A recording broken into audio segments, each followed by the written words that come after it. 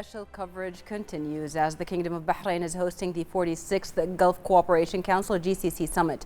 The 46th Gulf Cooperation Council Summit represents an important stage in effort to develop the tools of joint Gulf action, update its mechanisms. Their Majesties and Highnesses, the leaders and representatives of the GCC countries, are arriving to the Sakhir Palace, along with the accompanying delegations at the invitation of His Majesty King Hamad bin Isa Al Khalifa, as the Gulf leaders will discuss the mechanisms of joint Gulf action in such vital summits and extraordinary events. The Crown Prince and Prime Minister of the Kingdom of Saudi Arabia, His Royal Highness Prince Mohammed bin Salman bin Abdulaziz Al Saud, is arriving now to Sakhir Palace, leading Saudi Arabia's delegation to the 46th Gulf Cooperation Council GCC Summit that is currently being held in the Kingdom of Bahrain. The vision set by His Majesty King Hamad bin Isa Al Khalifa, along with the initiatives of His Royal Highness Prince Salman bin Hamad Al Khalifa, the Crown Prince and Prime Minister, has strengthened an approach based on developing joint programs and initiatives, particularly in economic and developmental areas, that will shape GCC efforts in the coming phase.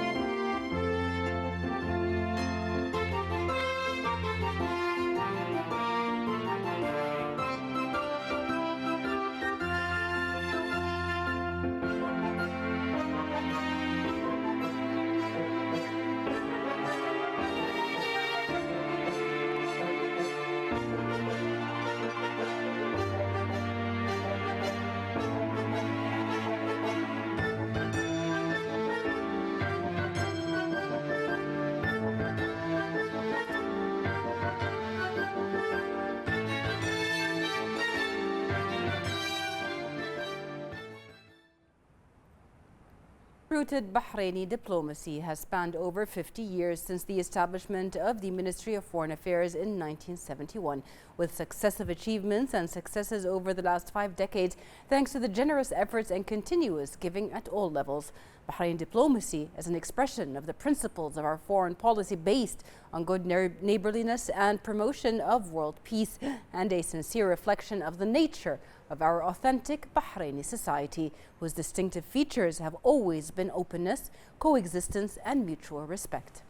The outstanding achievements in the Bahrain's diplomacy comes as a result of the royal support and wise vision of His Majesty King Hamad bin Isa Al Khalifa that reflects belief in the importance of Bahrain diplomacy in strengthening friendship and cooperation relations between the Kingdom of Bahrain and all countries of the world, defending the supreme interests of the kingdom and its honorable citizens, and consolidating its Gulf, Arab, and international standing. Bahrain's hosting of the current summit and its exerted efforts to prepare for it and ensure its success reflect the kingdom's efforts to strengthen Gulf relations and enhance mutual cooperation on various aspects. To talk more about that, we are pleased to be joined here in the studio by the Chief of the Americas Affairs Sector at the Ministry of Foreign Affairs, Salman Hassan Al Jalahma. Thank you for being with us today. Thank you for having me. Mr. Al Jalahma, first of the Kingdom of Bahrain is hosting the 46th GCC Summit. It comes at a time of major regional and global change. Also, the hosting reflects Bahrain's leadership under His Majesty the King himself, its role in supporting effective cooperation with the Gulf Cooperation Council. Of course, I think the point in your question about effective cooperation is at the heart of what the GCC Summit intends to do. In light of shifting geopolitical landscapes, economic transitions, energy developments. I think this is the time for us to come together, realign our priorities, set our strategies as Gulf nations, and how we want to move forward. And I think Bahrain has played a leading role in creating a space for these dialogue to happen. Right. When we talk about priorities and policies, these are extending to the GCC, the region in particular, to the GCCs in specific, but to the region also in particular. What sort of topics are we expecting to see? Of course, I mean, these issues are not unique or special to the Gulf countries. You know, in today's landscape, I think anything that impacts Gulf countries by extension will affect global issues, global policies. This range from security issues, defense issues, trade, the environment. These are no longer issues that operate in silos and vacuums in specific regions or areas. But the Gulf plays a role in the global narrative on how to address these issues collectively and cohesively with our partners around the world. Absolutely. This summit comes at a time, I mean, it's been a few years since the pandemic, but a lot of changes have happened since that major change of the pandemic itself that affected not only political statuses, but also showed the size of cooperation, how much it really extends to have that kind of exchange of expertise and so on. Now, we were just talking about this specific summit and the preparations for it. And in light of the preparations, also several joint summits with key international partners, including the United States, Europe, and Asia, have happened. How have these engagements shaped the current direction of the Gulf cooperation? Of course, international engagements are not only important, they are imperative, especially in today's climate. And this answer is twofold. The cooperation we have built over the years with the US, with Central Asia, with India and other countries have helped shape our policies, our visions, not only as a coalition, but as individual member states. And I think this has also helped us kind of develop our own nations, be it in innovation, in technology, in the environment spheres. But as well, it gives us an opportunity to address global challenges and issues we face. I think that it's important to streamline the Arab voice, to unite that voice. And when we're speaking to those partners, be it from the east or the west, we speak with this unified GCC voice. I think this helps us develop more cohesive plans that can be adapted to the countries. Absolutely. When we look at the Gulf Cooperation Council itself, the council is not only based on political demographics or the locality of the countries, but really there is a fraternal and brotherly background when it comes to the culture, when it comes to the history of the GCC countries.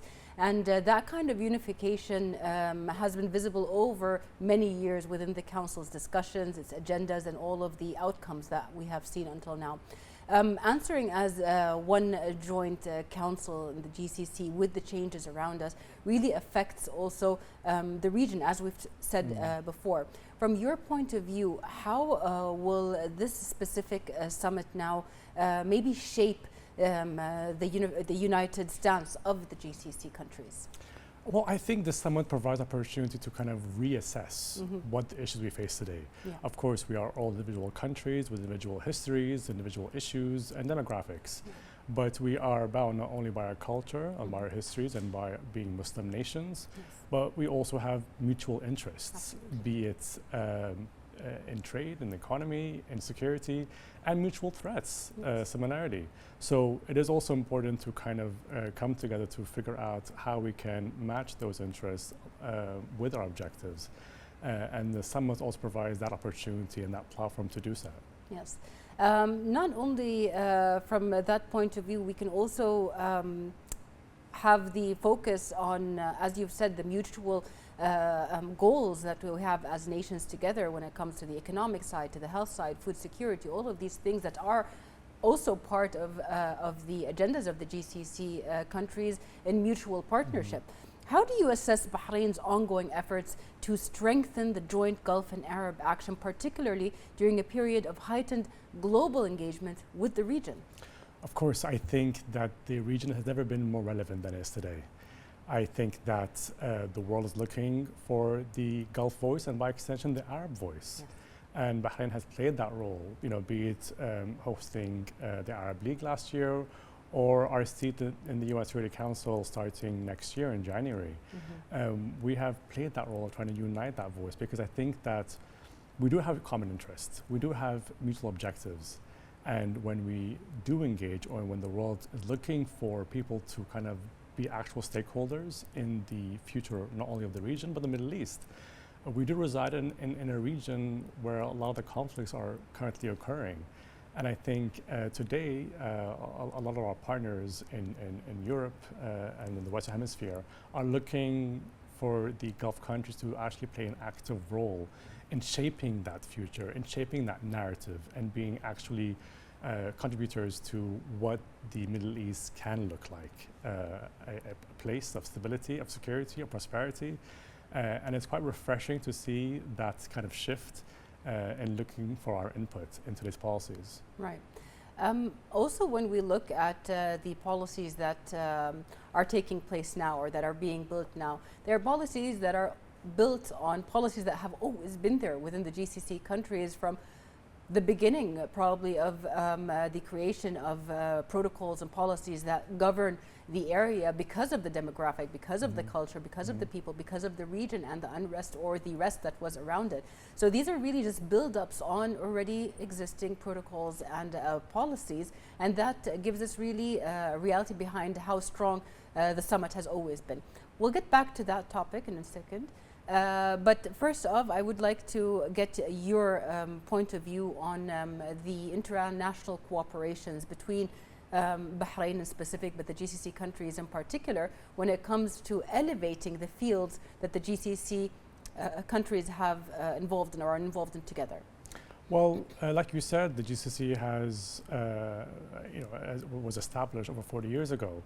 And the reason why they meet as consistently as they do is because they need to reassess what is the global landscape today in security and defense, technology and the environment and energy and so on. This is when we actually kind of reassess and kind of really adapt our own policies to the current trends and the challenges that we face together.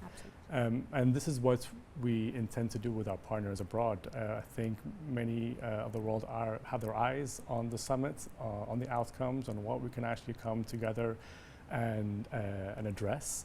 And I think more than ever before, I think this is where the key aspect of what the GCC Summit is important today.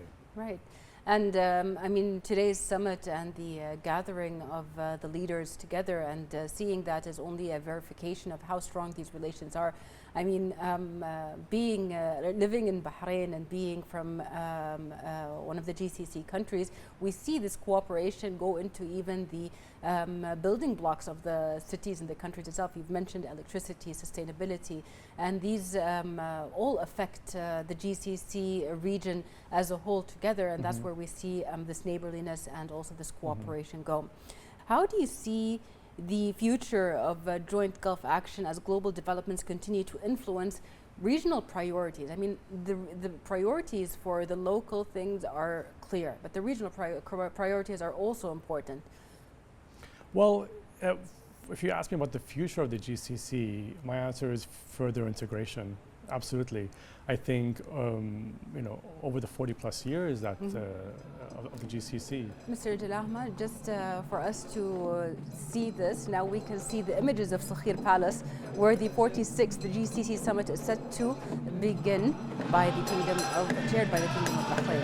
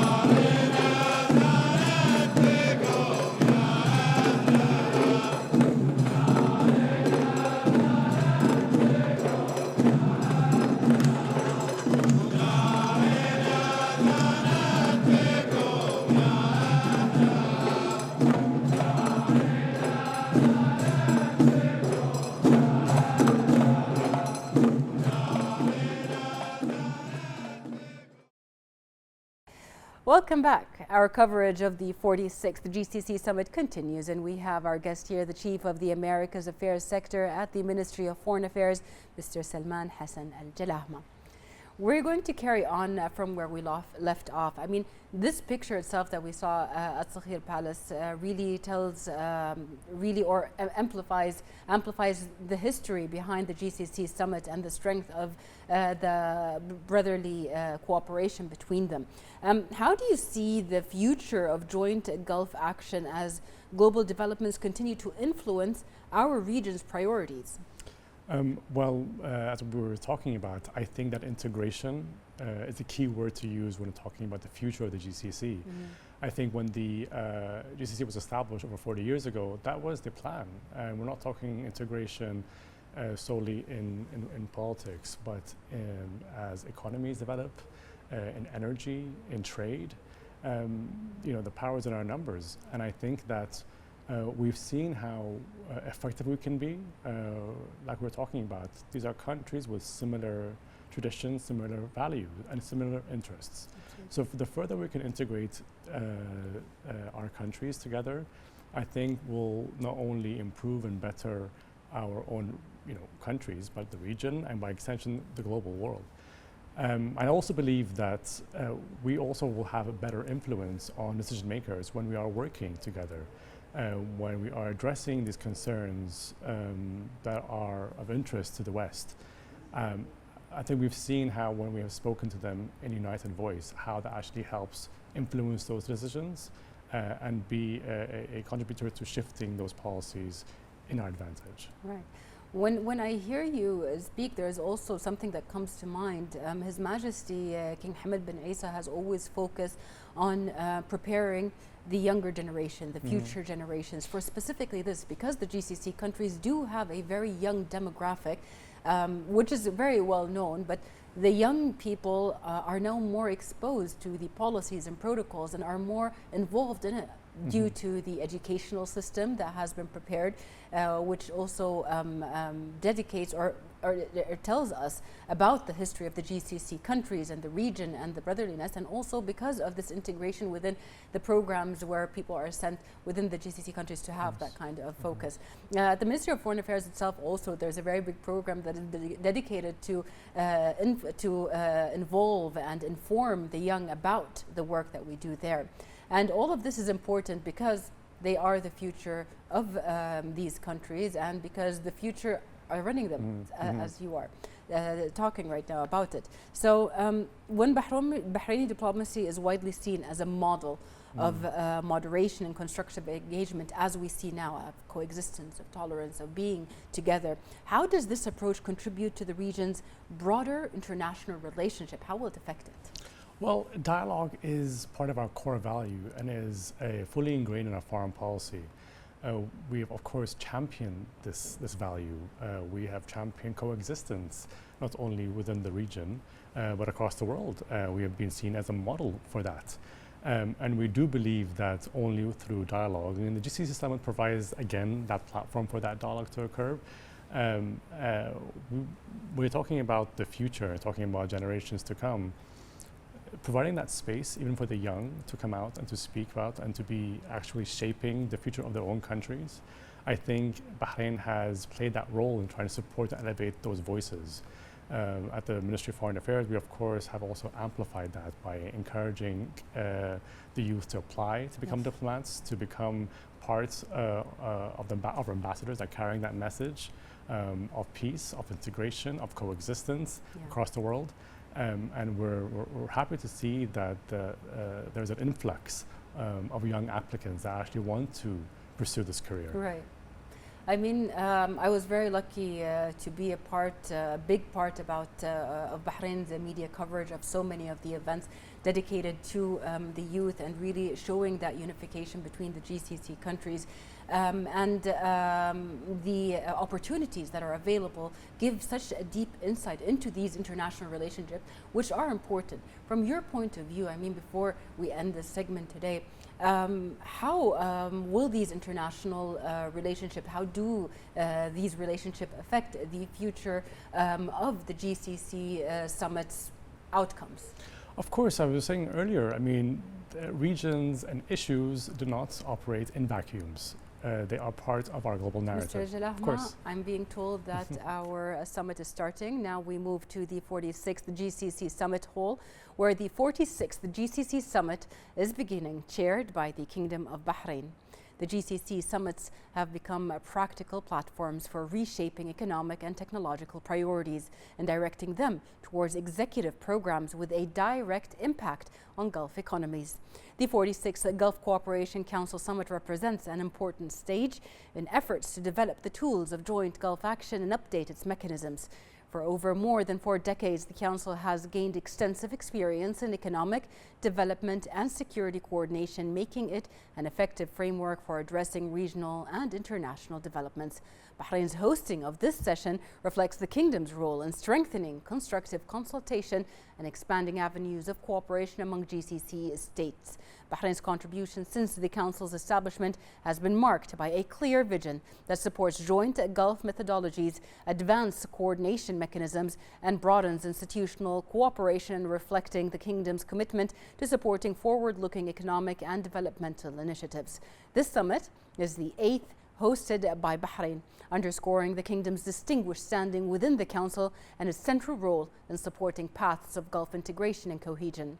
The wisdom of GCC leaders represents the key foundation for strengthening Gulf unity and enhancing regional stability and development. The cohesion of Gulf people and the strong historical, social and cultural ties that unite them has contributed to building a distinctive regional cooperation model rooted in confidence and shared perspectives, reinforcing the Council's enduring strength in facing challenges.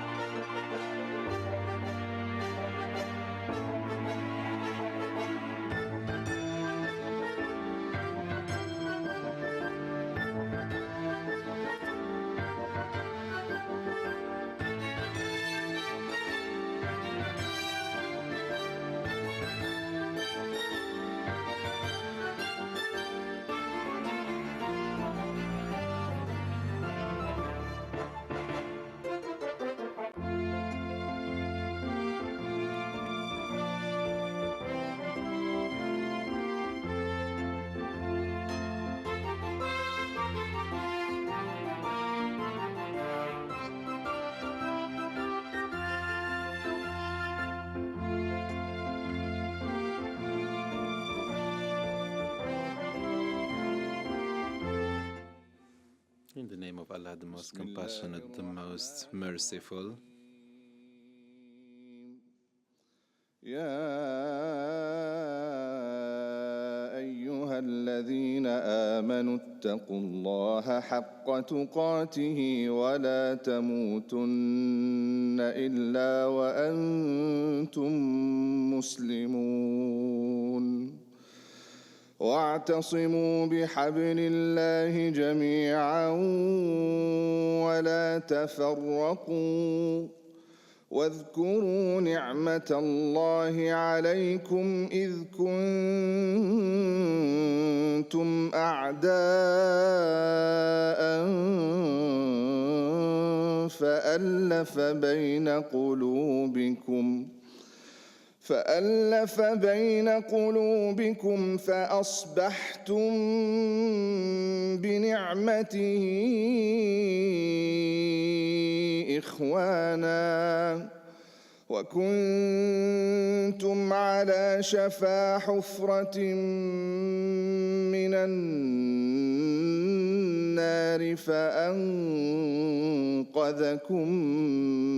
منها كذلك يبين الله لكم آياته لعلكم تهتدون ولتكن منكم أمة يدعون إلى الخير ويأمرون بالمعروف وينهون عن المنكر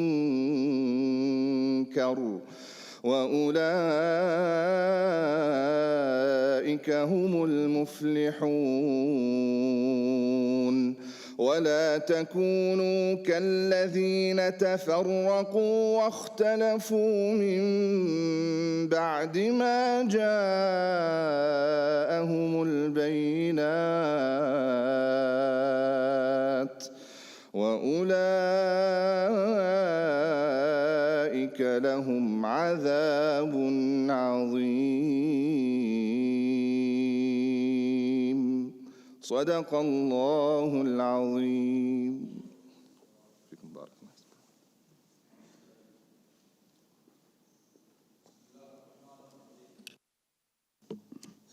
بسم الله الرحمن الرحيم. The most compassionate, the most merciful, Your Majesties and Highnesses, الحضور الكرام. Your Excellencies, peace be upon you.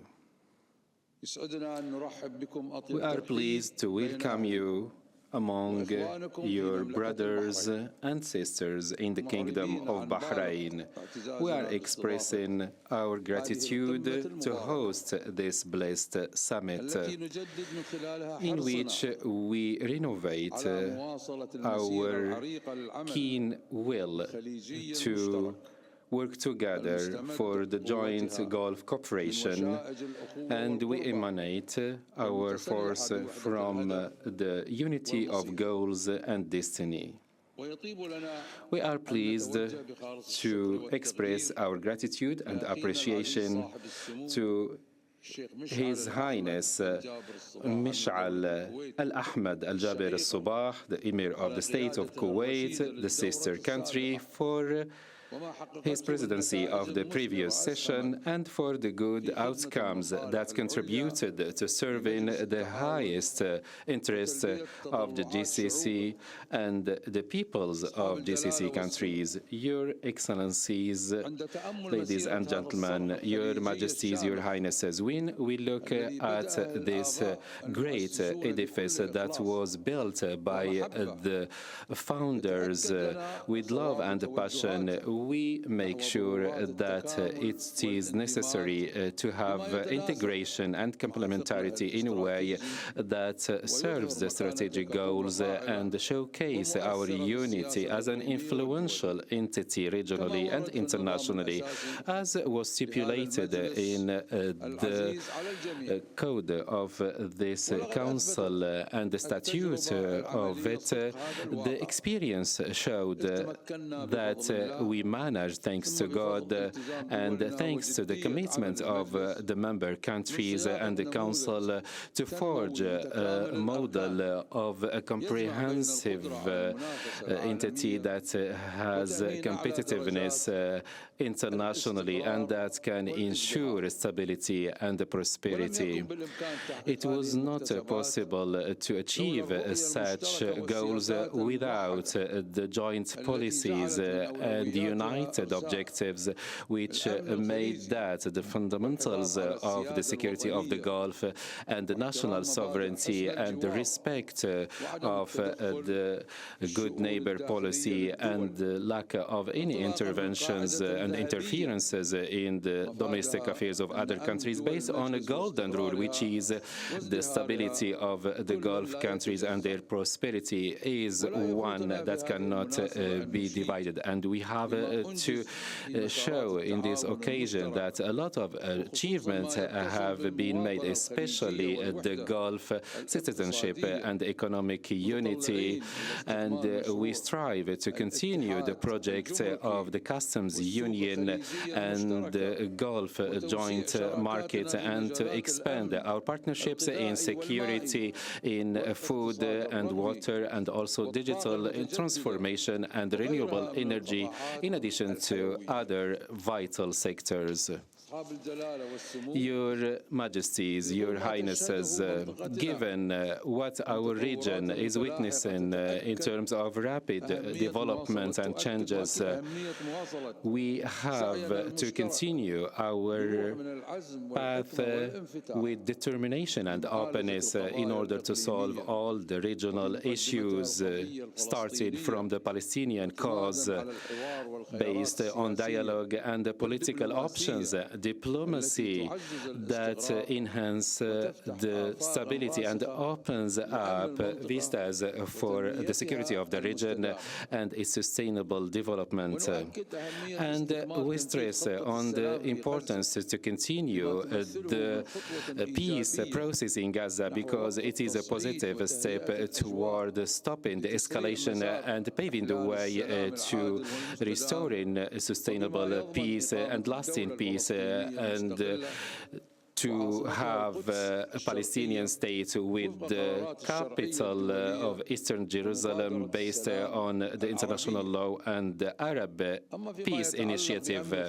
Regarding the security and the stability of the Gulf and the region, we see that it is necessary to protect the maritime navigation and the trade in the region, and to keep the region free of any mass destruction weapons. Based on the directions and the strategies of the Gulf countries in security and joint defense, and in collaboration with the network of our partners and alliances, and in order to continue the coexistence and the tolerance in a way that serves peace and the and the mutual respect between peoples. At the end, let's make this council a joint market that is just and fair, and a soft power that can protect our identity and the unity of our peoples, and a future in which we build sustainable development based on dignity and science. And we pray that God help us for the good of our peoples in a world that is fairer and more prosperous. Thank you very much, and peace be upon you.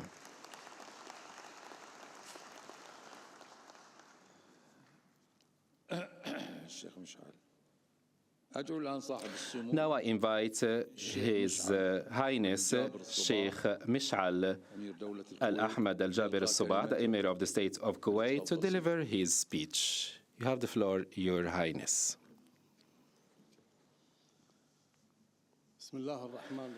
In the name of Allah, the most compassionate, the most merciful,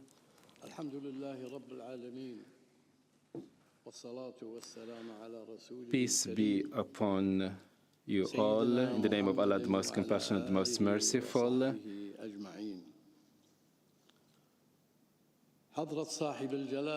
Your Majesty,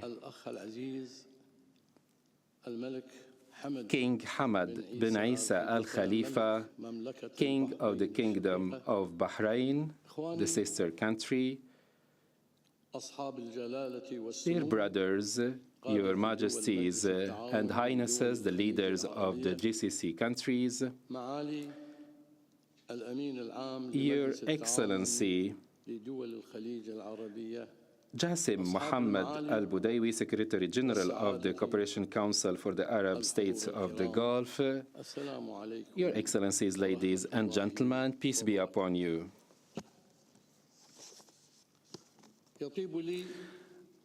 I am pleased to start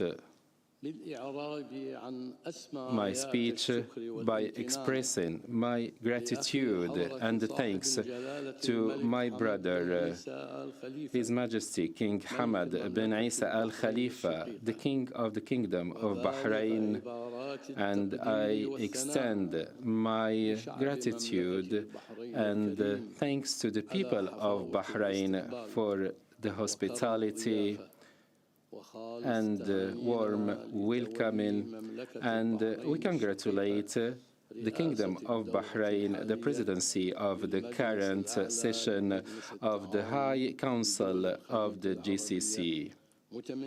And I hope that our brothers succeed in continuing the integration and prosperity path for this blessed council. We also congratulate the Kingdom of Bahrain for becoming a non-permanent member of the Security Council for 2027-2026, and this reflects the high aura and reputation of it internationally and the trust in it, especially in contributing efficiently to the joint effort to preserve the security and peace internationally. I am also pleased to express my appreciation and gratitude to their majesties and highnesses, the leaders of the GCC countries, for what they have shown in terms of collaboration and cooperation during the term of the membership of Kuwait in the Council,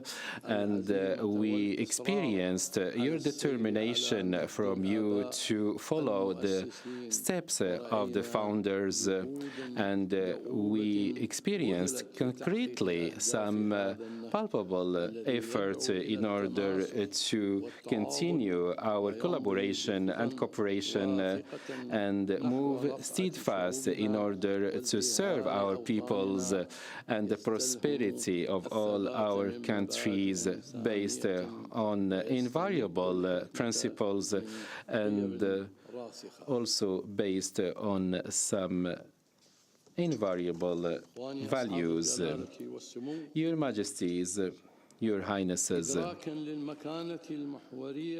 given the pivotal reputation of the GCC as a political force and an economic force that is efficient regionally and internationally, the previous session saw a lot of achievement that enhanced the partnerships of the Council with several sister and friendly countries and regional organizations and international entities, and Kuwait hosted a big number of this and contributed to facilitating a big part of its activities with a presidency that is based on believing on the importance of expanding the vistas of strategic collaboration for the GCC. And I'd love here to express my gratitude to Jassim Mohammed Al-Badiwi, Secretary General of the GCC, and also the Assistant Secretary General and all those who are in the Secretariat General for what they exerted in terms of affairs passionately, and that contributed to the success of our presidency in the previous session. Your Majesties, Your Highnesses, GCC is proud of the solidarity of its peoples, and thanks to that we overcame a lot of challenges and we achieved stability through the collective security and the joint destiny. And this highlights that working together makes us able to overcome the challenges and reach peace. From that perspective, we condemn again with the strongest terms the aggression of Israel against Qatar, the sister country. We express our full solidarity with it, and we consider that any member of this GCC Council is an aggression against all the members of the Council. Your Majesties, Your Highnesses, based on our strong belief that the stability and the security of our countries and prospects of our peoples, we reiterate the commitment of Kuwait to continue working with the Republic of Iraq in all the understandings and the bilateral agreement, including the maritime demarcation after the Mark 162 based on the international law and the agreement of war and the Treaty of War of 1982 of the United Nations. Also, we condemn the occupation of Israel in Palestine, and we reiterate the necessity to end this occupation, and we support the people of Palestine to determine its destiny and to establish its independent state on the borders of June the 4th, 1967, with Eastern Jerusalem, the capital, and we praise all the international efforts that have been exerted in order to make this solution a reality and to stop the aggression on Gaza. Last, I would like to express my gratitude and thanks to the Kingdom of Bahrain for this distinguished preparation for this meeting, and I hope that we succeed to serve our peoples and to achieve the welfare state of our citizens, and that our nations continue to benefit from prosperity and security, and may God bless our council as a symbol of unity, solidarity, and prosperity, and peace be upon you.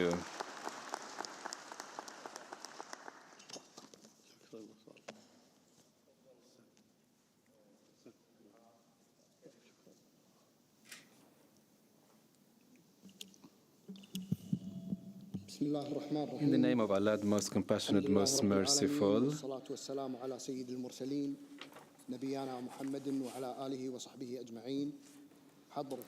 Your Majesty, King Hamad bin Isa Al Khalifa, King of the Kingdom of Bahrain, President of the current session of the 46th session, Your Majesties, Your Highnesses, I'm pleased in the beginning to express to His Majesty King Hamad bin Isa Al Khalifa, King of the Kingdom of Bahrain, I extend to him my congratulations for his presidency of this 46th session.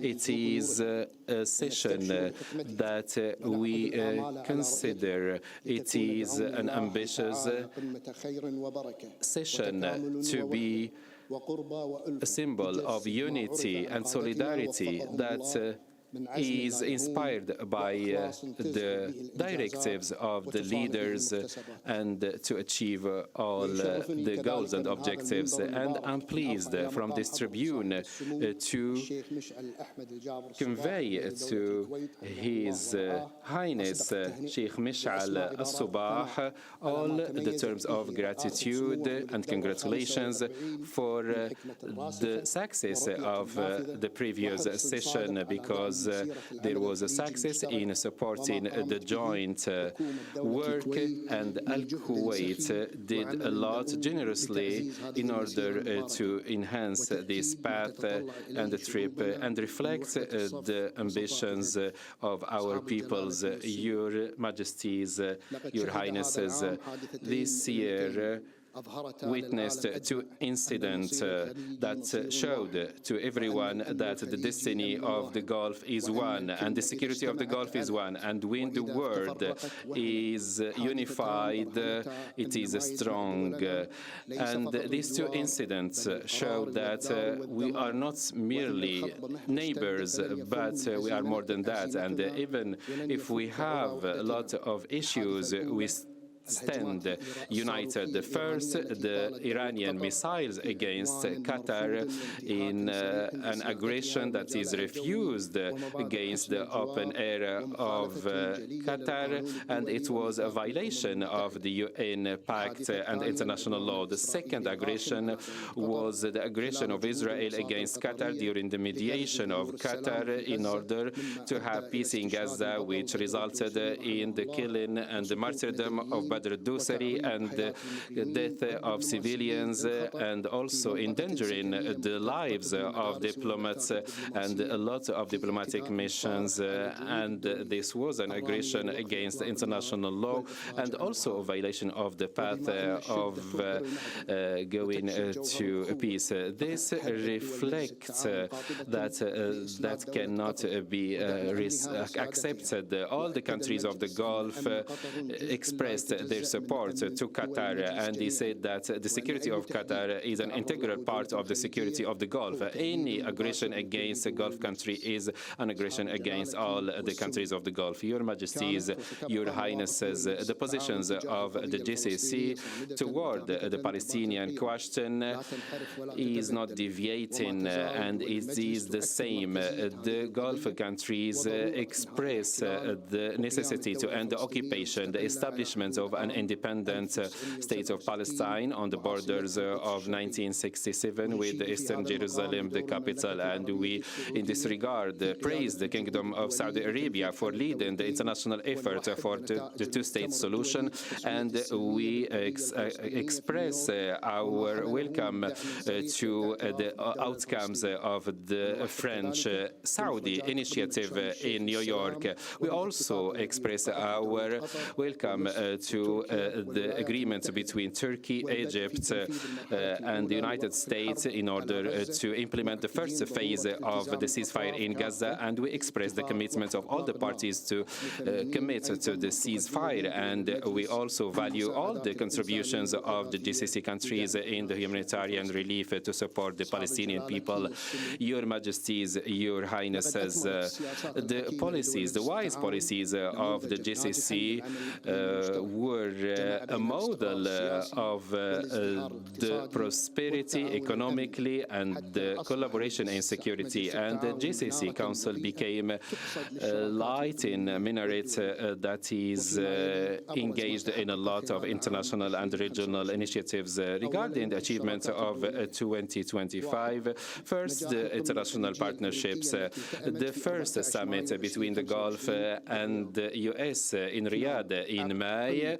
Second, the summit between ASEAN and the GCC in May in Kuala Lumpur in Malaysia. Third, 13 ministerial joint meeting with Arab countries and different international blocs. Fourth, the continuity of the Secretariat General in implementing the Memorandum of Understanding with different international organizations.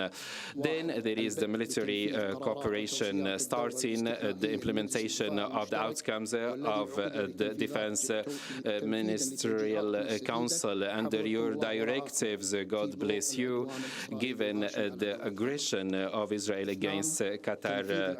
Second, many drills that are joint. Now there is the drill 2025 for the Gulf forces. Third, the continuity of the specialized committees in order to enhance deterrence collectively. Third, the economic comprehensive framework. Then the establishment of an aviation committee, also an entity regarding the value-added tax, and also establishing the Council for the Fourth Industrial Revolution. Fourth, continuing the customs union by exchanging the custom data and information. Fifth, enhancing the role of the joint Gulf market and also valuing the professional competencies. Sixth, signing the principles of the free trade with Malaysia.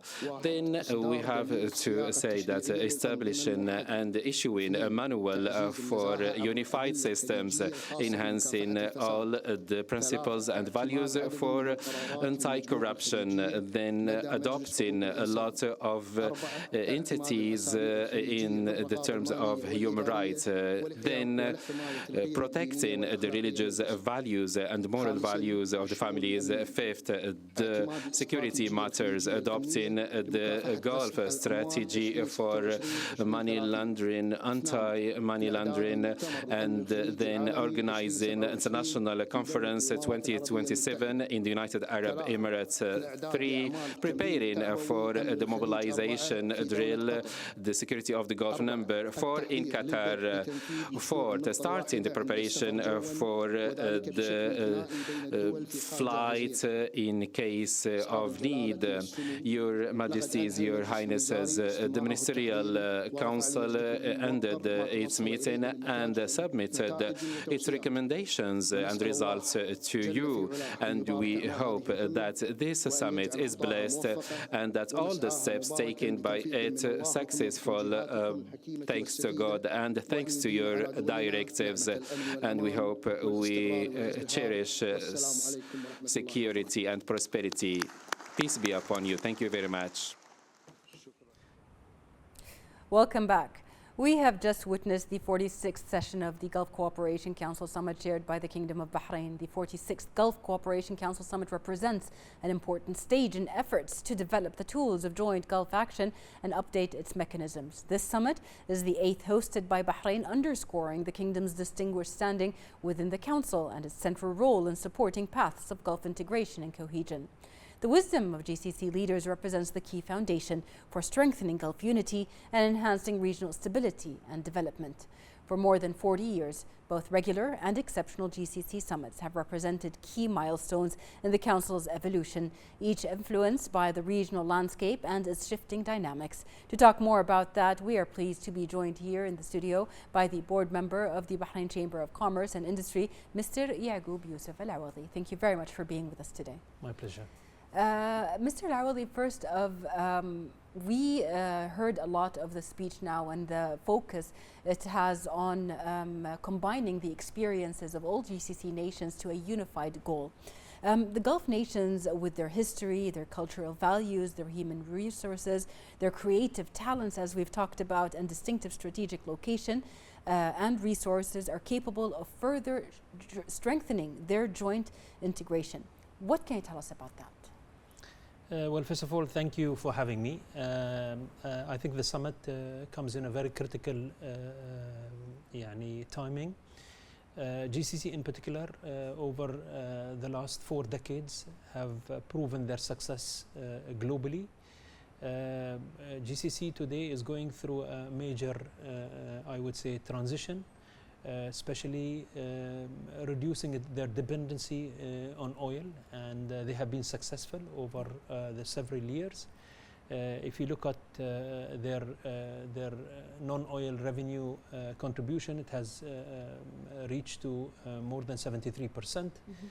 GCC has become a very significant part of the world for many of its European, the American counterparts, and this bears a lot of responsibility for the governments and its citizens, to take us hopefully to where we aspire with every country, driving innovation, driving growth in different sectors. Absolutely, yes. I mean, when we look at the natural resources of the GCC countries combined, we see from them also a lot of stemming when it comes to the economic field, when it comes to the updating of the non-oil sector. Yes. I mean, we're looking at things like tourism, we're looking at food security, we're looking at so many things that are coming up where experience and expertise between the GCC countries really forwards the way they look at it. The Kingdom of Bahrain now is hosting the 46th Gulf Cooperation Council Summit. It is in the presence of the Italian Prime Minister and comes as part of the leading position that the Kingdom enjoys under the leadership of His Majesty King Hamad bin Isa Al Khalifa at Gulf and at global levels. The Kingdom has become an important regional destination, not only for regional gatherings but international ones that serve humanity in various fields. What can you tell us about that perspective? Let me first answer your first part of the question with regards to the talent. I think the GCC, as you well know, we have a young population. More than 60% of our population are within the age of 30, average 30 years, and this gives us a demographic edge. And this young population is eager to learn, and especially with the focus of on emerging technologies, building our talent capabilities, they are able to compete in different space. whether in AI, whether in digital transformation, whether in security, whether in different areas. So this by itself is a great, I would say, advantage for GCC. Yeah. With regards to hosting, I think under the leadership of His Majesty the King, Bahrain has become more reputed in hosting such international events. And at the same time, I would say the confidence of the international community in Bahrain has also grown as a result of His Majesty's leadership. Yes. Mr. Al-Awadi, also when we look at Bahrain being a destination for international events, I mean, you've said it, Bahrain has hosted so many events, and there are also yearly ones that we always point out to. We have the Manama Dialogue, we have yearly almost the air show, and so many other events that just come up, especially during this season now. What does that say for Bahrain's reputation as a platform for these kind of international events? Well, I think Bahrain has proven itself and success, as you rightly mentioned, in several of these events, whether they are a political dimension, whether it is on the fashion,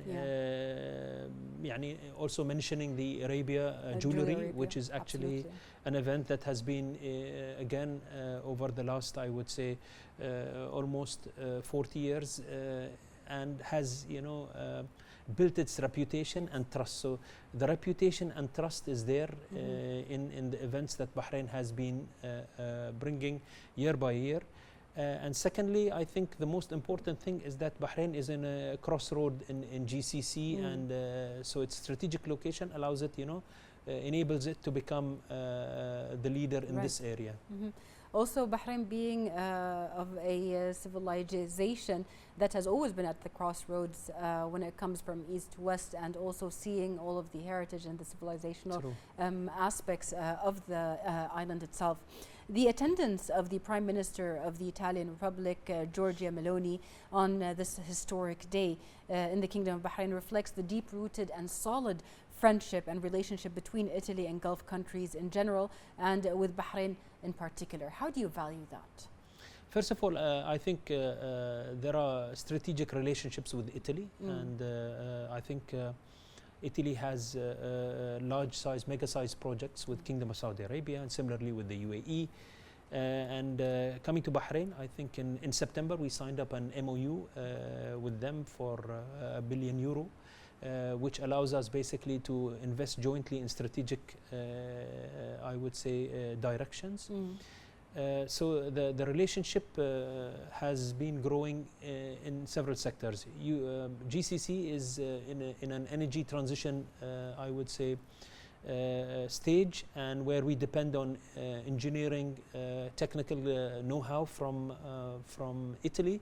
Similarly, we depend on, I would say, we have a lot of demand for green energy. We have a lot of demand for sustainable, models and systems, where Italy can play a pivotal role to assist us to transfer the know-how and bring Italian technology to us.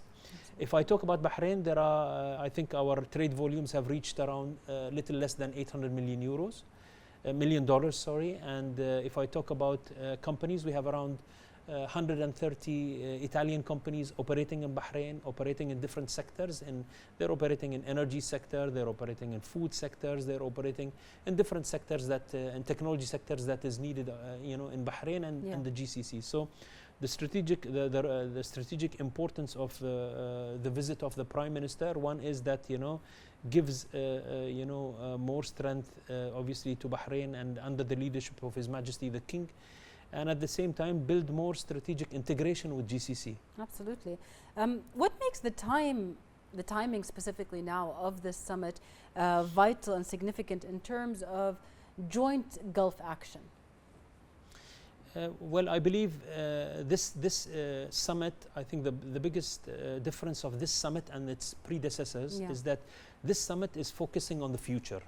This summit is focusing on, as I said, transitioning from energy transitioning and focusing on, I would say, green cities, digital economy, and focusing on on technologies that are bringing us to where we want in the future. So the future is the focus. So this summit has this focus, which builds, as I said, the proper integration between Italy and GCC in particular. Absolutely. Also, the region itself, I mean, over the years, there have been a lot of changes when it comes to challenges or even positive things that have happened within the region itself. And part of that is also this kind of cooperation between the GCC countries and them acting as a unit together. And having a personality like the Prime Minister of Italy here to oversee, let's say, these kind of workloads that are expertise handed from Italy to the GCC countries, and also this kind of cooperation really highlights how important the region has become, not only locally but internationally. It is very big when it comes to the Middle East brain. So. Very true. If you talk about the significance, important, first of all, the collective GDP of our GCC region is in the range of $2.3 trillion. It's projected to grow to $5 to $6 trillion within 2040. So there is, I would say, significant importance. Secondly, is the growth that has happened in GCC all across. So if Bahrain, the rest of the GCC, if you look at our investments, are in infrastructure, in healthcare, in education. What is also mind-blowing is that you find a lot of people, coming from Europe. GCC has become a destination today. Yes. So they come and settle. Because why? Because GCC has, under the leadership of its, their majesties, they have established, stability, peace. They've strived to bring all of this. It is paying off for all of us. Their investment in building local capabilities, local capacity, talents, bringing knowledge, building hospitals, building, educational facilities, and the required infrastructures has built for us, I would say, a sustainable economy. Yeah. People from Europe come and settle within GCC. Yes. And with the initiatives that has been taken, from Bahrain and the rest of GCC, where they give long-term, I would say, golden visa status, people started, building their retirement plans, coming, having their setup, investing in real estate projects.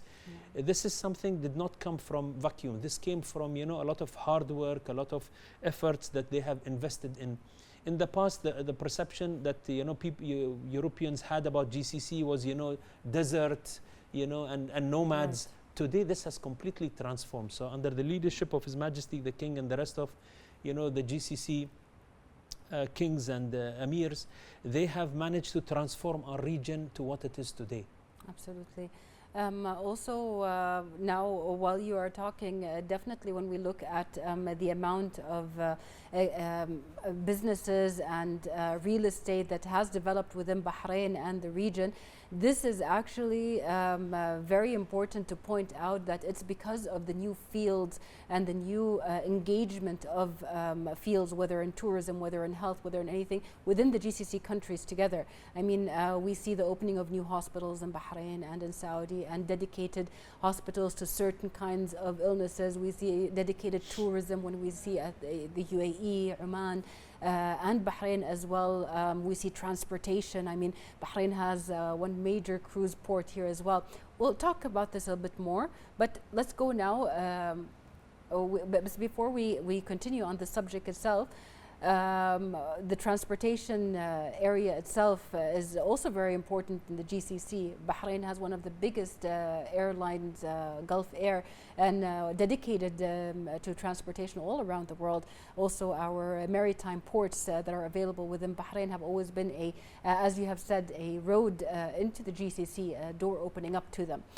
Before we continue on this subject, we might be going in a little bit to Sakhir Palace, where the Italian Prime Minister Giorgia Meloni is arriving to attend the 46th GCC summit as a guest of honor, received by His Royal Highness the Crown Prince and Prime Minister Prince Salman bin Hamad Al Khalifa. The attendance of the Italian Prime Minister reflects the high level of Bahraini-Italian relations and the constant aspirations to support and expand them in all areas that promote the mutual interests of the two countries, as well as the fruitful efforts efforts of the Italian Prime Minister to develop and advance these developing relations.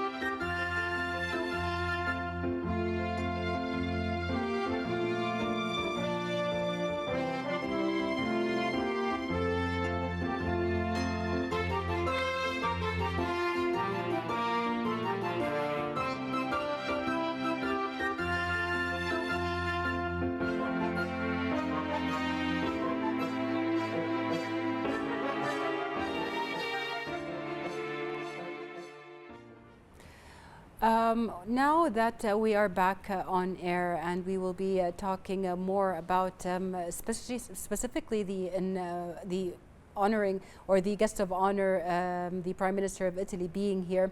We were just talking about how the GCC countries have further developed different sectors like tourism. From your point of view, Mr. Al-Awadi, what distinguishes this specific summit from the past ones when we look at the international platform it is on?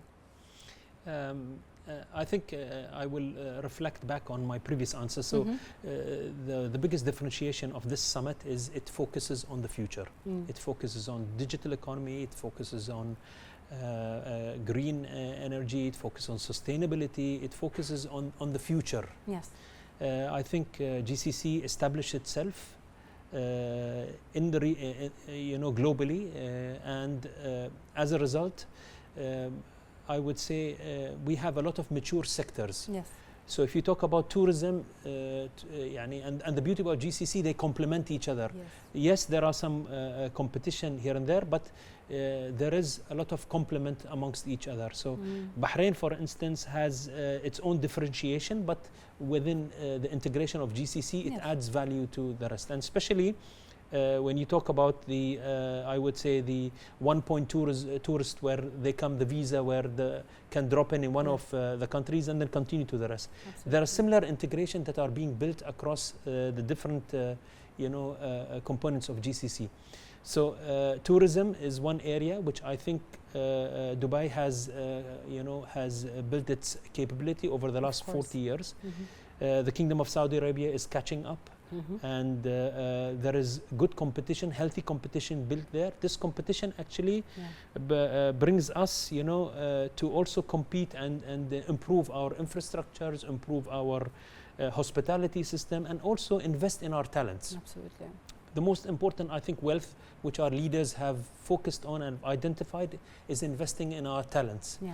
And there are a lot of investments happening in talents. If I talk about Bahrain's example in particular, Bahrain, under the leadership of His Majesty the King and the Crown Prince, they focused on this area. So there is a lot of focus on tech areas, focus on hospitality, focus on logistics. These are, I would say, key strategic directions that they are investing our talents on to be able to add value for the countries, I would say, prosper. Yes.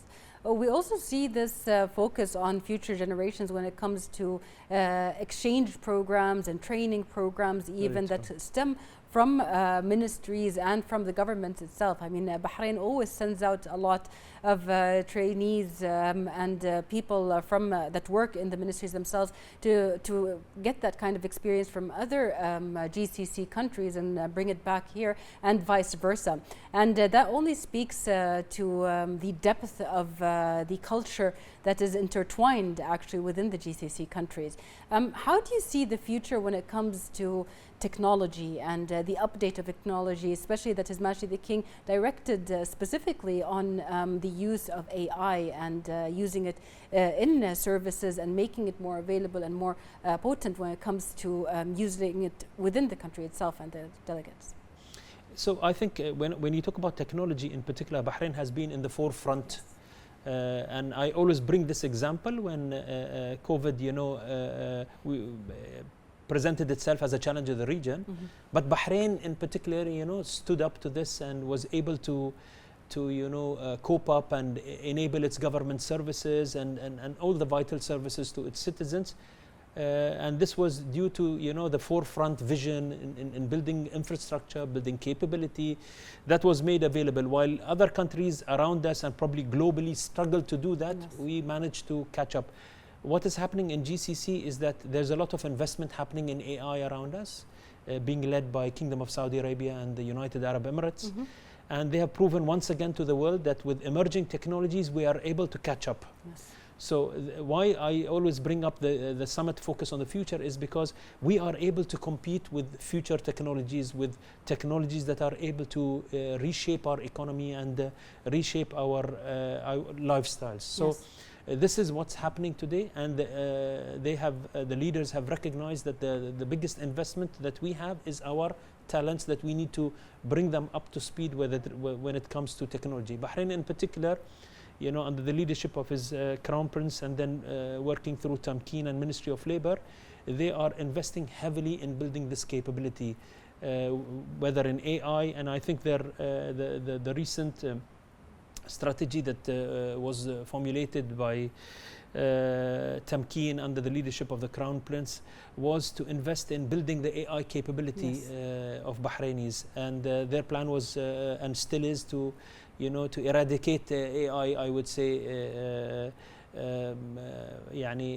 misknowledge, or build the AI knowledge across 50,000 people. It's a 5-year ambitious plan that they are investing their capability, and that will take us obviously to where we want and beyond. So I think the human talent, the human capital is in the center of all of the initiatives that are in place today. Absolutely. When we also talk about Bahrain's achievements within technology, the booming of the fintech world, Bahrain was leading within all of the GCC and in the region itself, not only during COVID, but really close to it. And that by itself gives a formulation of how strong technology has been in Bahrain, how it influenced the fintech world, how it had developed fintech for countries also close to us. You mentioned a little bit about the fields that are going to be in focus when it comes to the cooperation between Italy and Gulf countries, specifically sustainability and working towards environmentally friendly area when it comes to the region.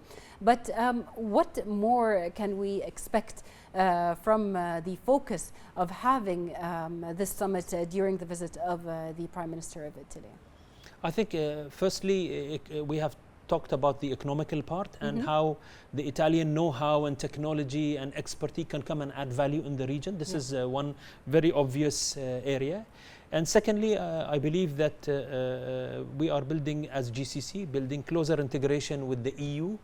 And the leaders in EU are today Germany, France, Italy, Spain. So having them closely working with us, this will help us to build closer integration with them. This is quite important for us, not only on the economical side, but also on the reform side. And there is a lot of areas that we can learn. And at the same time, they will learn from us, because it's not only a one-way, it's a two-way. GCC has proved itself, built its capability, built its reputation.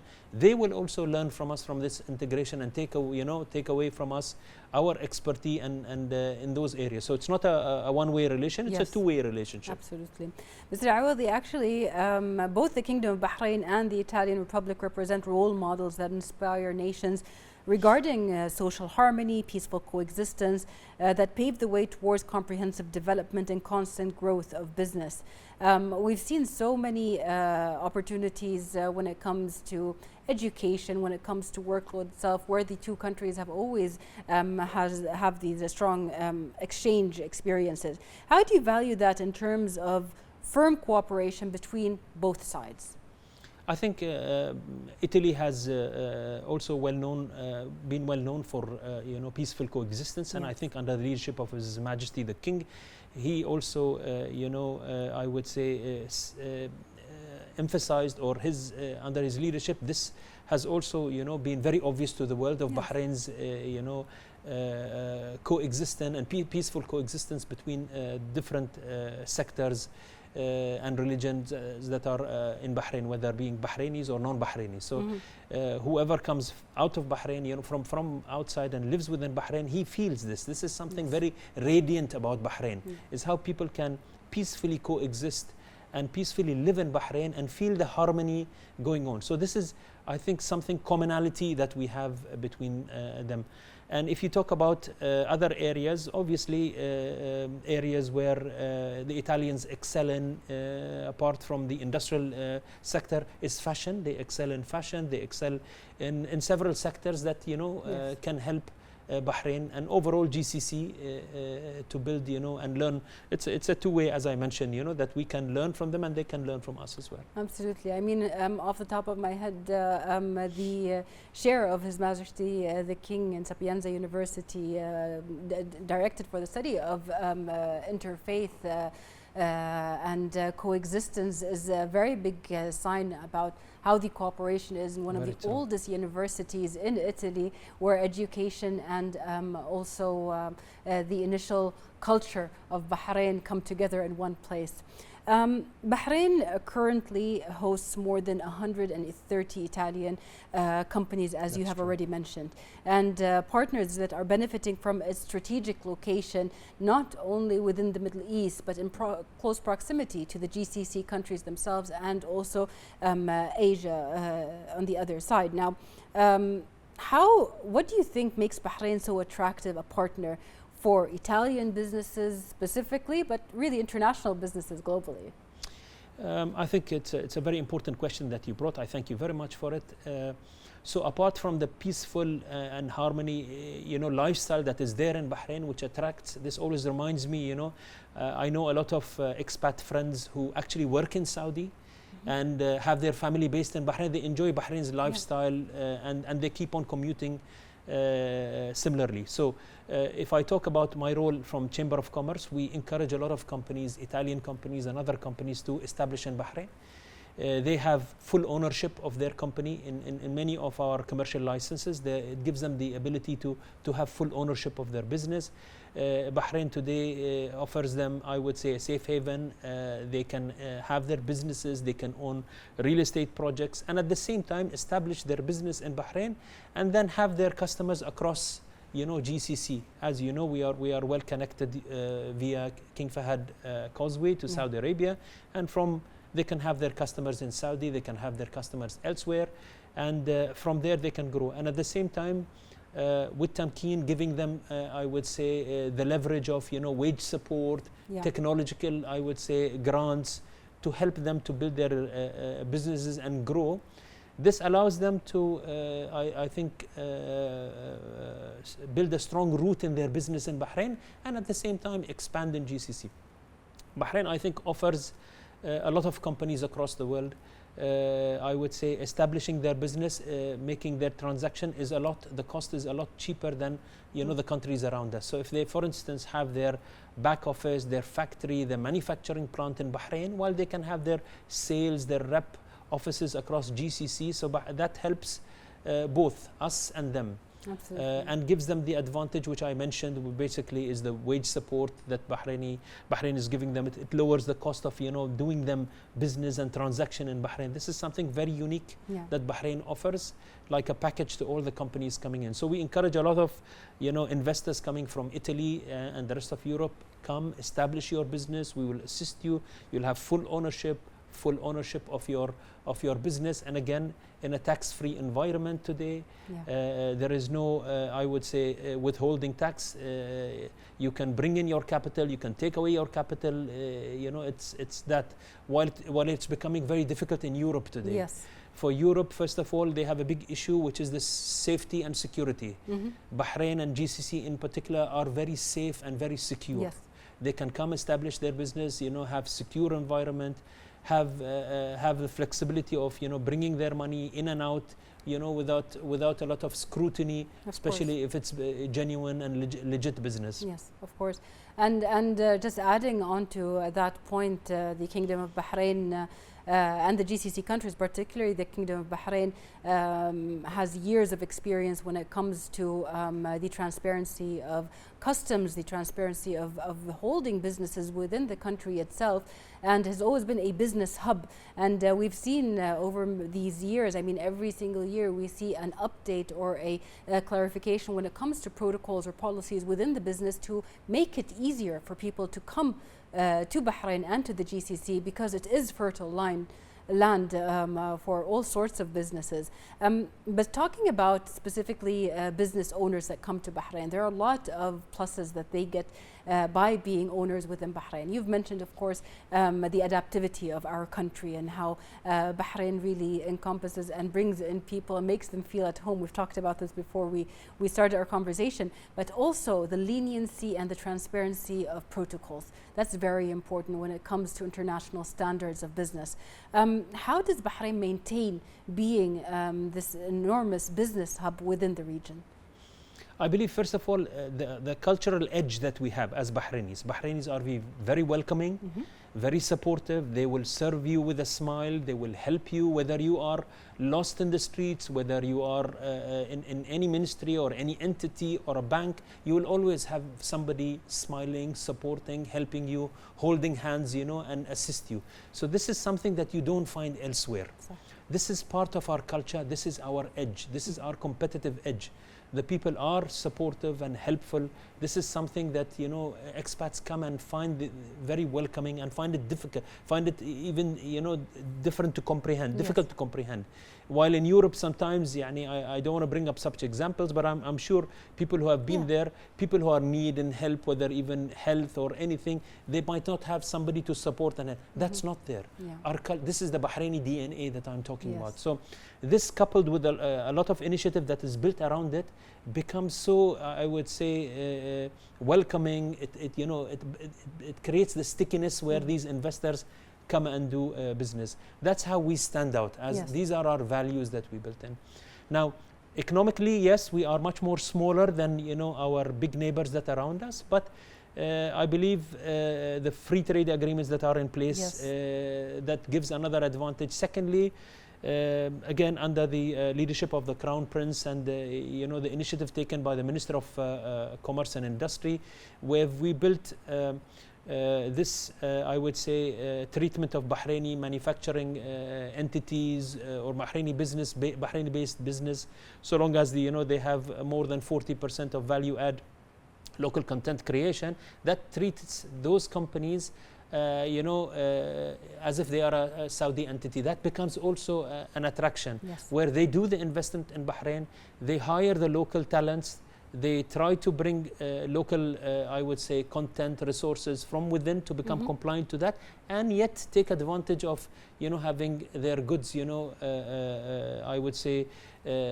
sent to Saudi, to their Saudi customers. So all of that together creates an advantage which Bahrain has, I believe, which is different than the rest of GCC. Absolutely. Bahrain bilateral trade has grown steadily, with total non-oil trading reaching around $779 million in 2024, positioning Italy as the kingdom's leading European trading partner that year. I mean, having these numbers and looking at them, how do you value this kind of growth? Well, obviously, this kind of growth is I believe, very important for Bahrain. We also aspire to grow this much more further, but this has been built over years, I would say decades of of trust in the relationship from both sides. So when you notice, obviously, this is taken care, or nourished over many years. So this is as a result of trust. This is as a result of in the quality of the product that the Italians send across to us. It is trust in the relationship, both sides. And at the same time, it is diversified in several sectors. So you cannot have one sector to give you all of this. So this shows you that the diversification of the sectors, the trust in the relationship, both sides. And I think mutually we have a good relationships with the Italians. We can grow our business together, and I think they have similarly a lot of value add that they can have to GCC, especially at this time, where we talk about the green energy, sustainability. We talk about digital economy. These are areas that enables us jointly to grow our businesses across GCC and with Italy. Right. Now, Italy is our focus. We're going to, before we continue our conversation, we will continue and we're going to move to the whole of the 46th GCC summit, where the summit chaired by the Kingdom of Bahrain is hosting the Italian Prime Minister Giorgia Meloni as a guest of honor. The attendance of the Italian Prime Minister reflects the high level of Bahraini-Italian relations and the constant aspirations to support and expand them in all areas that promote the mutual interests of the two countries, as well as the fruitful efforts of the Italian Prime Minister to develop and advance these developing relations.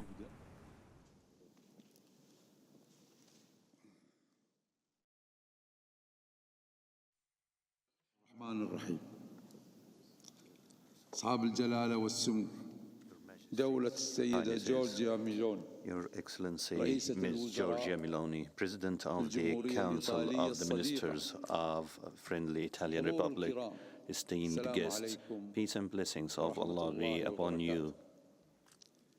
At the beginning, it is a pleasure to welcome the President of the Council of the Minister of Friendly Italian Republic, Her Excellency Giorgia Meloni, as a guest of honor of this summit, together with her accompanying delegation, and we wish her pleasant stay in the Kingdom of Bahrain and every success in all her endeavors, which we deeply appreciate.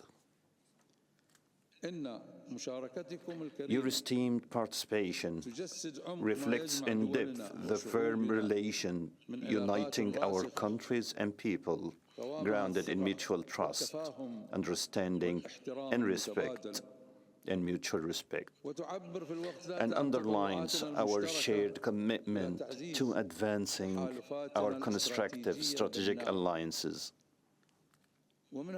From this perspective, we reiterate the keenness of the GCC states to develop cooperation and broaden the horizons of partnership with the friendly Italian Republic, and to further consolidate the economic, social, and cultural ties between our peoples, building upon the values of civilization, dialogue, and human rapprochement. We also take pride in what has been achieved by the Italian Republic in terms of notable progress across various levels, and we also value its pioneering efforts in promoting international peace and security. We appreciate Italy's active contribution to safeguarding international maritime security, and we share your aspirations of ushering in peace and stability in our region and across the globe. It's an objective requiring concentrated international efforts which enables peoples to live in security and prosperity. In conclusion, we welcome you once again, expressing our confidence that this meeting will yield positive and fruitful outcomes which further enhance our long-standing friendship and enrich the domains of cooperation between the countries of the GCC and your friendly country. Ms. Meloni, the floor is yours. Peace and blessings of Allah be with you.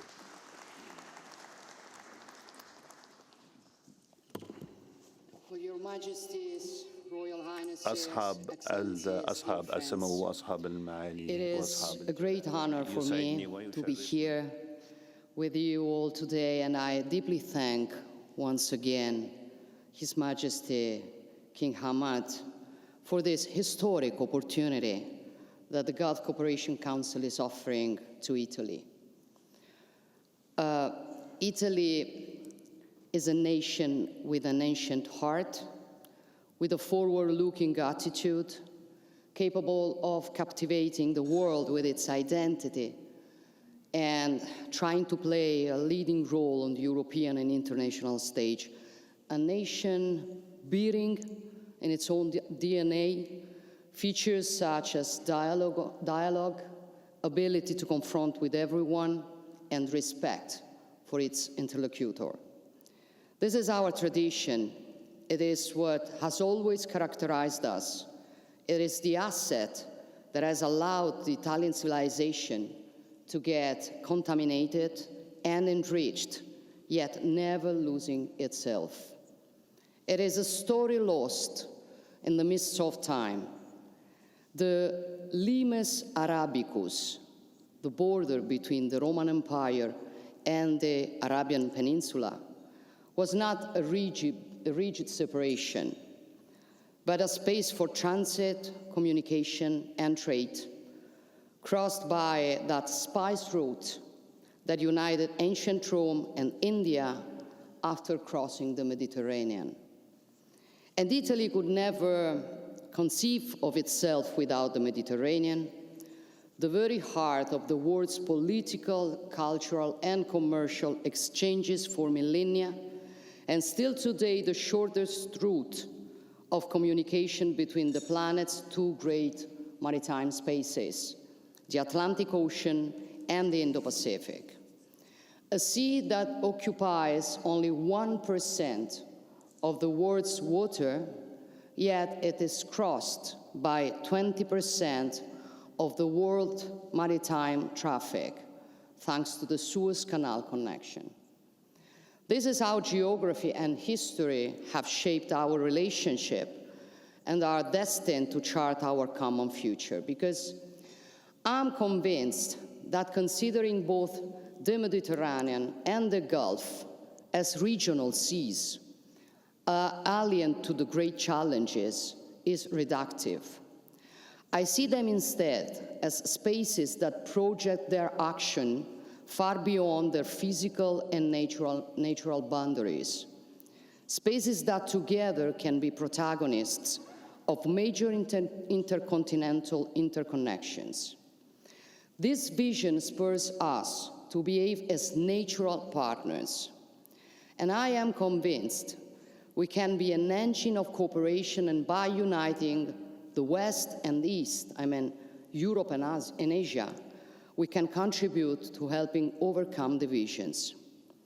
If I look at the map, I see that the Mediterranean and the Gulf guard some of the most important and strategic passages at a global level: the Hormuz Strait, Bab el-Mandeb, the Suez Canal, and Gibraltar, a pathway linking Asia, the Middle East, Africa, Europe, and the United States.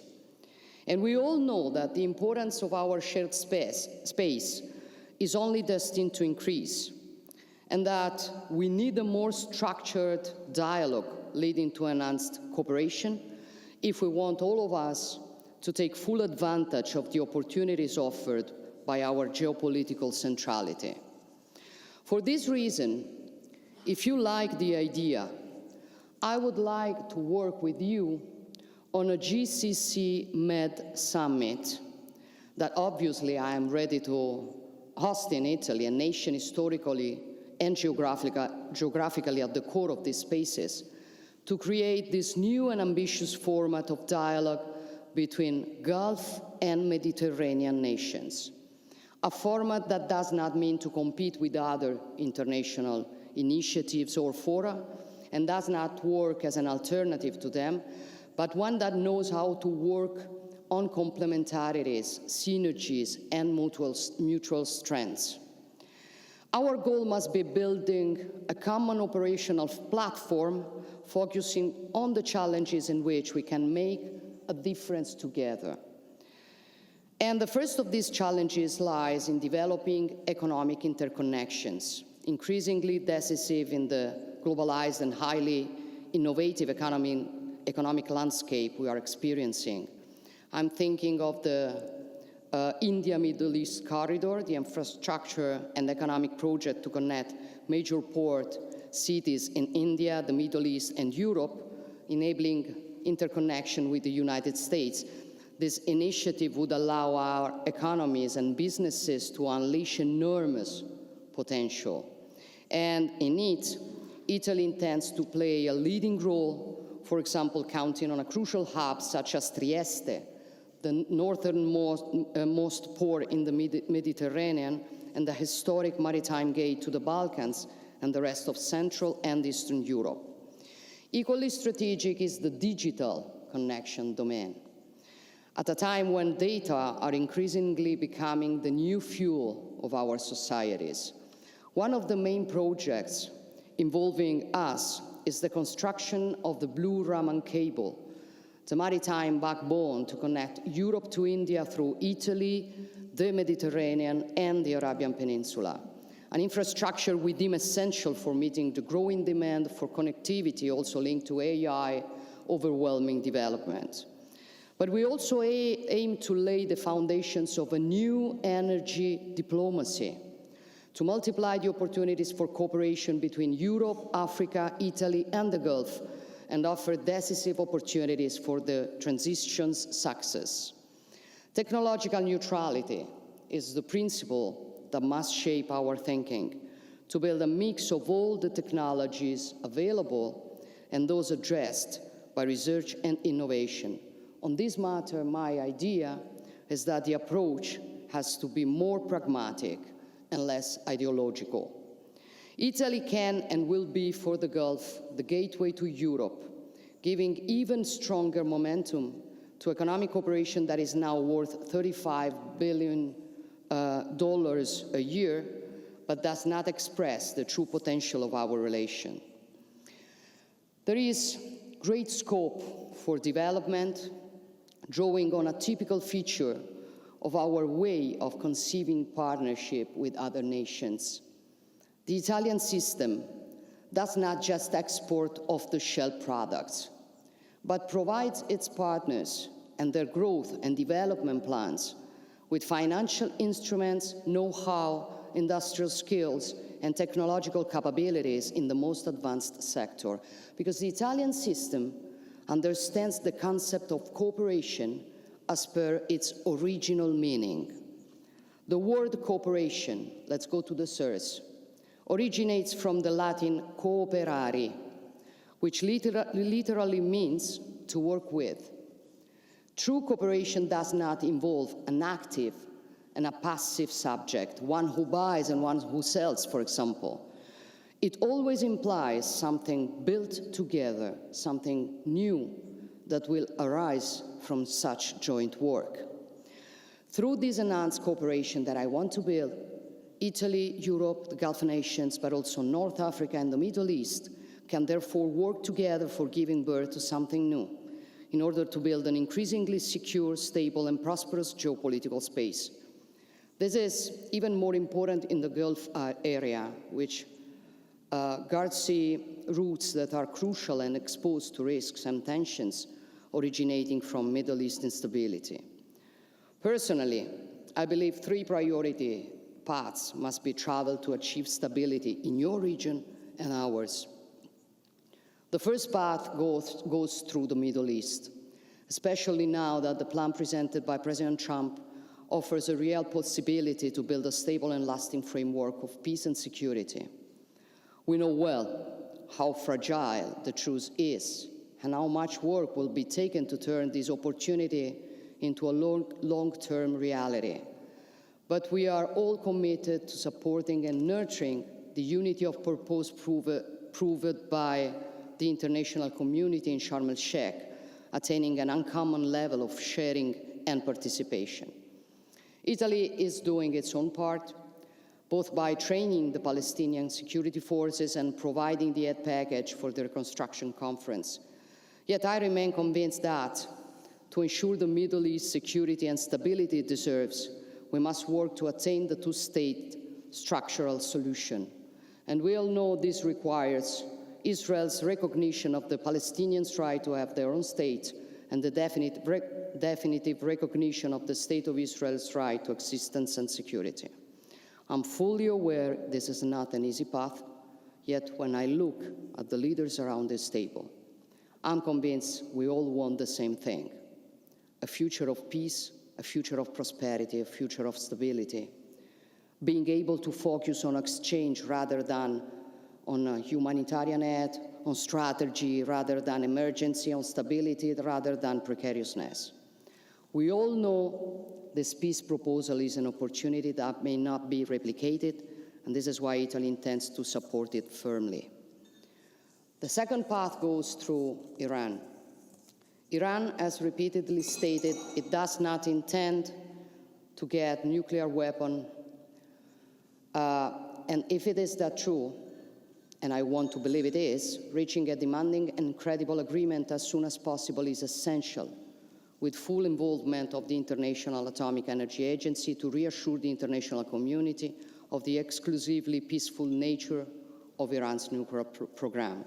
As in the past, when we hosted 2 negotiating rounds between Iran and the United States, Italy is ready to offer any useful contribution to restarting a diplomatic process and working with everyone, Iran, the United States, the nations present here, to achieve this shared goal. The third path goes through countering terrorism and extremism. In this, we must keep working with all our available tools, financial, military, judicial. We have achieved remarkable results together, but we are all aware that we can and must do much more. Relations between Europe and the Gulf nations are experiencing a very positive phase, relying on fruitful political dialogue and robust trade relations. This allows us to speak among us also about the growing tensions in Europe linked to instances of Islamic radicalism. In several European contexts, we are increasingly witnessing the phenomenon of Islamic separatism. That is the failure by some Islamic communities to recognize the laws and customs of European nations. This triggers tensions that risk undermining social cohesion and fueling hostility towards Muslim minorities across Europe. And working together is essential for building shared paths to avert fundamentalist proselytism in Europe, enhance fruitful forms of dialogue and discussion between different identities, and concretely support integration paths. But a starting assumption must be the same for all of us. When you choose to live in a foreign nation, you must accept its law, culture, and tradition. For cohabitation is possible. And I reiterate it here, in a nation that has been pioneer of interfaith dialogue and respect for other, thanks to King Hamad. I wish to recall and share with you an enlightened passage from the Kingdoms of Bahrain's declaration. We commit to working for a world where people of sincere belief join together to reject that which divides us and concentrate instead on celebrating and expanding on what which unites us. And obviously, dialogue must not aim at homologation or at cancelling differences. Far from it. Dialogue must instead help get to know each other, to fully respect each other. Again, the Italian for respect derives from the Latin respicere, which means to look in depth.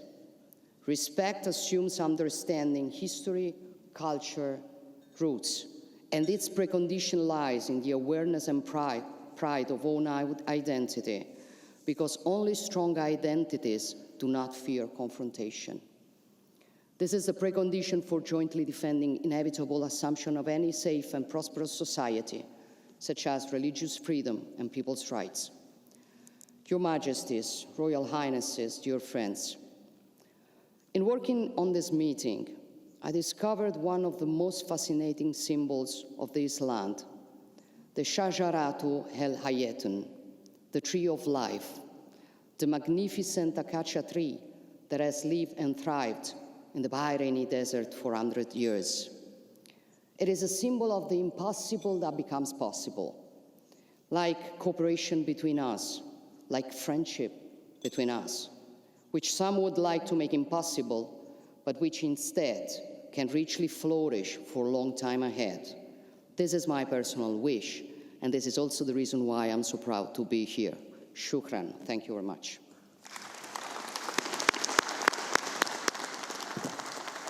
أشكر دولة رئيسة الوزراء الإيطالية على هذه الكلمة الوافية مقدرا And we really appreciate what it had of wise wisdom and emotions, and we are looking forward for more cooperation and good and strong relations with GCC and Italy. And I would like to invite the General Secretary to deliver the report of the General Secretary about the GCC relations with Italy.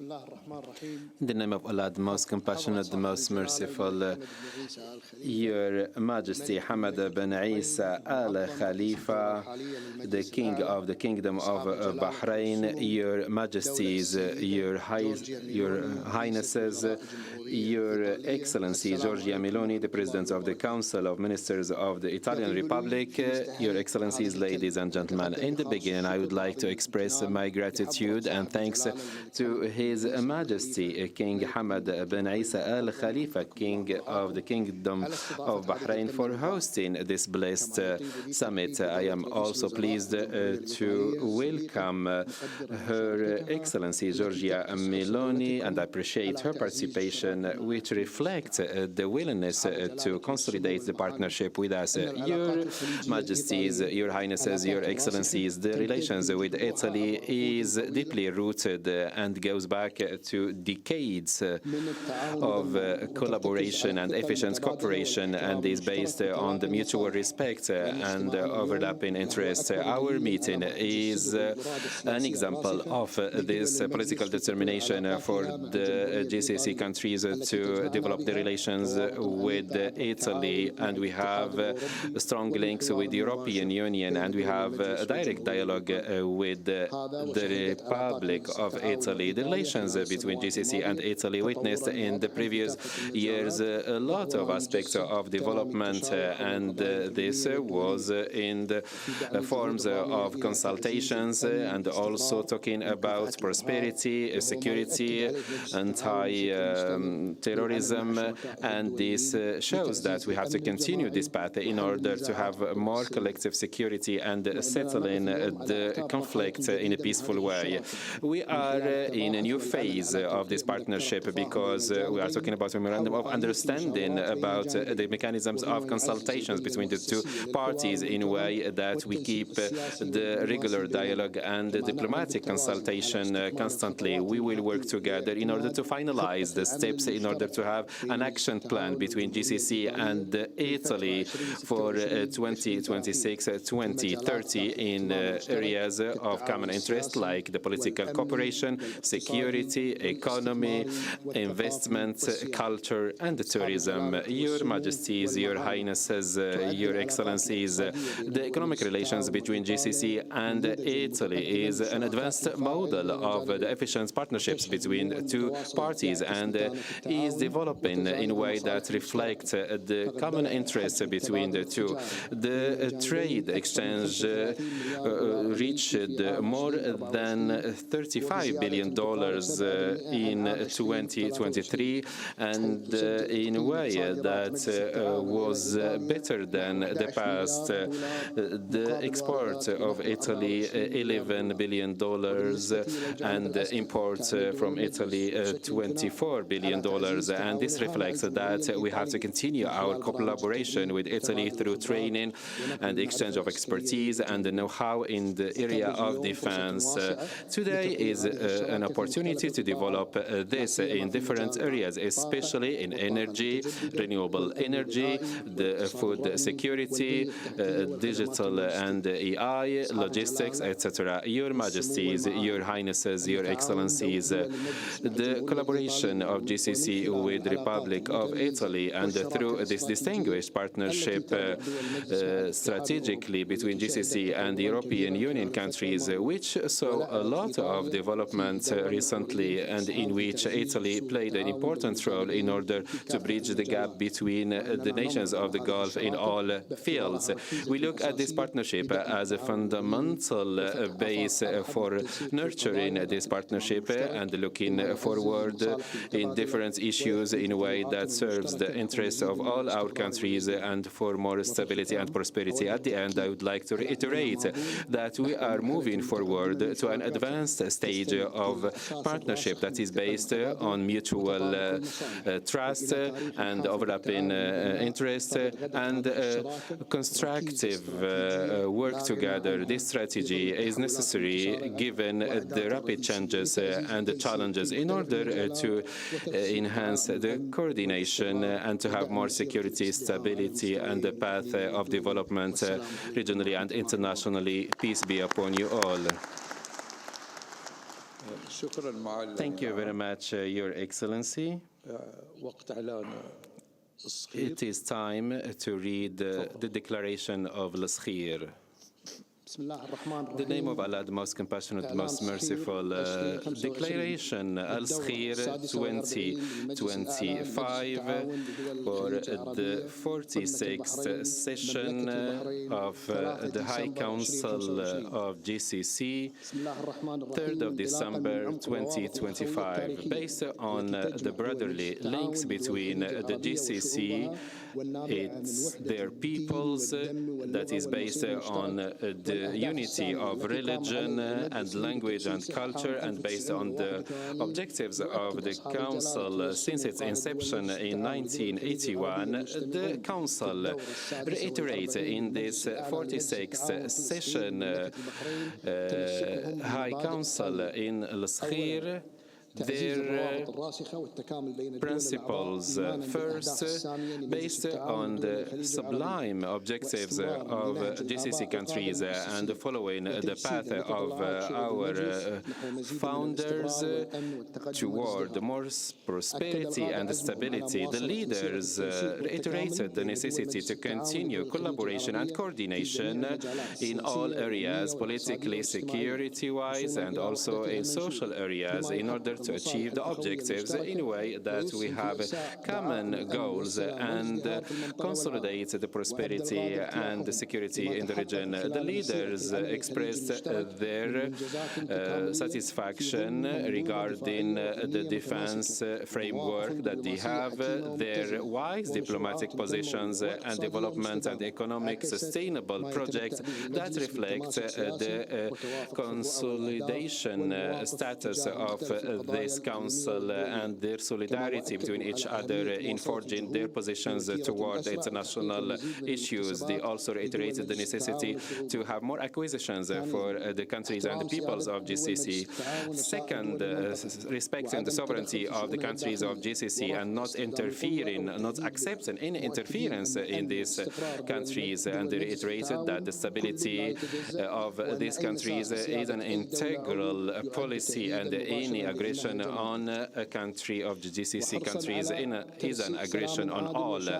And in order to have a fair and just peace, and in order to settle all the conflicts with peace, the leaders said that they stick to Sharm el-Sheikh conference and they support the international efforts in order to have the objective of ending the war in Gaza implemented, and also facilitating the humanitarian aid, and also facilitating all the efforts in order to have the state of Palestine with the borders of June the 4th, 1967, with Eastern Jerusalem as capital, based on the solution of the two states and based on the international law in a way that fulfills the aspirations of the Palestinians and the people of the region.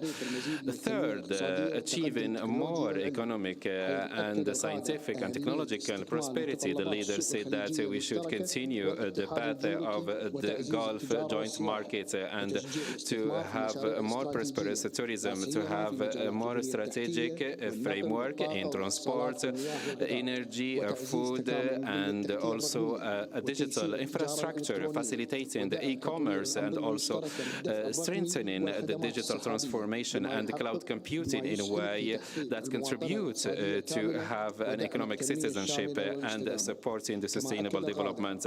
The leaders also reiterated that we have to continue diversification of the economy, and the economy that is based on innovation and sustainability in a way that guarantees to the peoples more prosperity in order to be environment friendly and to reduce the carbon emissions and to increase the renewable projects and also protect the maritime and environment resources in line with the international initiatives in order to reach the carbon neutrality and the sustainability goals. Fifth, enhancing the international collaboration and the partnerships in economy and politics with friendly countries and with international organizations and economic blocs, and working with them in environment and fighting terrorism and hate and countering all the transnational crimes and supporting the entity of maritime action in Bahrain in order to facilitate the trade, navigation, and make our region free of mass destruction weapons and refuse the arms race in order to enhance the stability of the region. The leaders also said that the Bahrain was successful in achieving the candidacy of the Security Council of the United Nations in the coming 2 years, and they said that Bahrain has an important role in this regard, and we will continue this path in order to settle and solve the conflict in a brotherly way. The leaders also reiterated that they value the participation of Her Excellency Giorgia Meloni in the consultation session that focused on enhancing the friendship historically with Italy and based on an action plan that is joint in order to turn this into a comprehensive strategic partnership in a way that reflects the openness of the GCC with the brotherly and friendly countries. The leaders of GCC at the end of the meeting reiterated the importance of developing an institutional framework for strategic integration in a way that serves the peoples of the GCC and makes the region more stable, more prosperous, and they reiterated their commitment in order to have a future that is brighter for the GCC countries and peoples. The end of the Skhir Declaration. Welcome back. We just witnessed the session of the 46th GCC summit, which was held in the presence of the Italian Prime Minister as a guest of honor, and listened to the Skhir Declaration, which is the closing statement of the 46th GCC summit. Our coverage of the 46th GCC summit continues, and we have our guest here, board member of the Bahrain Chamber of Commerce and Industry, Mr. Yaqub Youssef Al-Awadi. Mr. Awadi, it's hearing what we actually talked about in a lot of parts of this declaration is enriching to the content that we really want to base. And going back to the topic we were talking about is how this total non-oil trade reached to $779 million in 2024. When it comes to bilateral trade between Italy and the Kingdom of Bahrain, leading the European trading partner that year. How do you value this kind of growth, and how do you see its future? Well, I think obviously this has its roots. It started with obviously humble beginnings, and year after year, decade after decade, this has started to grow and diversify. So I think the Italian, I would say, offering to Bahrain and GCC is diversified, whether it is in industry, whether it is in fashion, whether it is in automobile, whether it is in green energy. So the diversity that they have has enabled them, plus the relationship that was built over years, enabled them to grow to reach this level, and we hope this will grow furthermore. Especially when areas of technology, this is an area that is still untapped, an area for growth. Of course.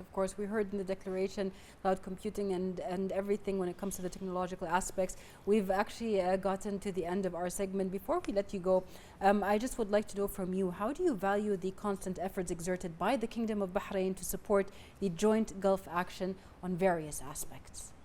Well, this is great evidence of the trust and in His Majesty the King, to drive such initiatives, whether on a GCC level, whether on different levels. So His Majesty the King has this strong reputation in driving things and driving initiative, and this is a great evidence of doing that. And no doubt, I think Bahrain will continue the initiatives that have been discussed and agreed upon in the summit itself, Skhir Summit.